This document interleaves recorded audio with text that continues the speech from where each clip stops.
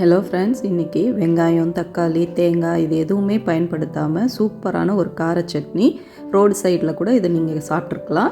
அது எப்படி செய்கிறதுன்றது தான் நம்ம இன்றைக்கி பார்க்க போகிறோம். ரொம்ப ஈஸியாக செஞ்சிடலாம். வீட்டில் இருக்கிற பொருட்களை வச்சே வாங்க எப்படி செய்கிறதுன்றதை நம்ம பார்க்கலாம்.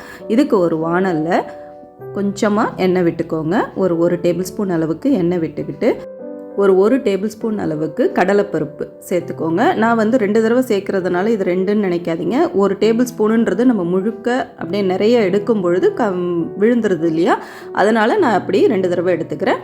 1 டேபிள் ஸ்பூன் கடலைப்பருப்பு, 1 டேபிள் ஸ்பூன் உளுந்து. இது கொஞ்சம் நல்ல செவக்க வறுத்ததுக்கப்புறம் ஒரு அரை இது வறுத்ததுக்கப்புறம் நீங்கள் நிலக்கடலை சேர்த்துக்கோங்க. வறுத்த நிலக்கடலை தான் நான் சேர்த்துருக்கேன். 2 டேபிள் ஸ்பூன் அது சேர்த்துக்கோங்க. 2 டேபிள் ஸ்பூன் நிலக்கடலை, 1 டேபிள் ஸ்பூன் கடலைப்பருப்பு, 1 டேபிள் ஸ்பூன் உளுந்து. இது மூணுத்தையுமே நல்ல செவக்க வறுத்துட்டு இதை ஃபஸ்ட்டு ஒரு பாத்திரத்தில் எடுத்துருங்க. எடுத்ததுக்கப்புறம் அதிலேயே இருக்கிற எண்ணெயிலேயே நமக்கு காரத்துக்கு தேவையான அளவுக்கு காஞ்ச மிளகா சேர்த்துக்கலாம். நான் ஒரு 6 மிளகாய் சேர்த்துக்கிறேன். கூடவே கொஞ்சமாக கருவேப்பிலை, ஒரு 5-6 பூண்டு பல், ஒரு அரை துண்டு இஞ்சி அதையும் சேர்த்து நல்லா வதக்கிக்கோங்க. கூடவே கொஞ்சமாக ஒரு சின்ன நெல்லிக்காய் சைஸுக்கு புளி சேர்த்துக்கோங்க. சேர்த்துட்டு இப்போ இது எல்லாமே நல்லா ஆறுனதுக்கப்புறம் மிக்ஸி ஜாரில் சேர்த்து நம்ம அரைச்சிக்கலாம்.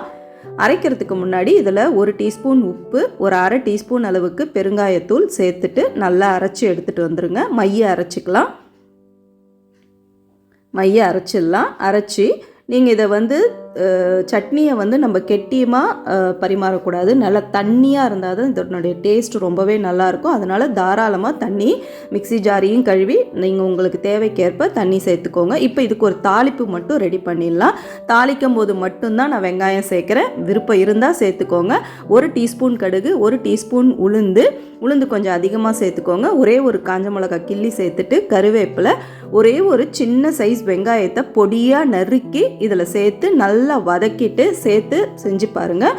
இது ஒரு சூப்பரான தாளிப்பு காம்பினேஷனாக இருக்கும். நீங்களும் ட்ரை பண்ணி பாருங்கள். நம்ம சேனலை ஃபஸ்ட் டைம் பார்க்குறவங்க மறக்காமல் சப்ஸ்கிரைப் பண்ணிவிட்டு, ரெசிபி பிடிச்சிருந்துச்சுன்னா ஃப்ரெண்ட்ஸ் அண்ட் ஃபேமிலிக்கும் ஷேர் பண்ணிவிட்டு, செஞ்சு பார்த்துட்டு கமெண்ட் செக்ஷனில் ஃபீட்பேக்கும் சொல்லுங்கள். இன்னொரு ரெசிபியில் சீக்கிரமே சந்திப்போம். தேங்க்யூ.